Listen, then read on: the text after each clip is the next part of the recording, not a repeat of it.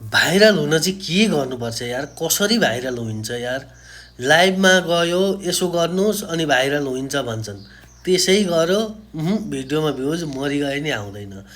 अनिखेर यहाँ भिडियो बनाउन सिकाउनेहरू हुन्छन् के, उनीहरूले यसमा गएर भिडियो यसरी बनाउनुहोस् अनिखेर तपाईँको भिडियो भाइरल हुन्छ, भ्युज धेरै आउँछ भन्छन्। त्यसो गर्यो त्यसमा पनि हुँदैन भाइरल। अनि अरूकोमा लाइक कमेन्ट गर्नुहोस्, रिपोस्ट गर्नुहोस्, सेयर गर्नुहोस्, तपाईँको भिडियो भाइरल हुन्छ भन्छन्। त्यो पनि गर्यो त्यहाँ पनि छैन, कुनै तरिकाले पनि भाइरल हुन सकिएन।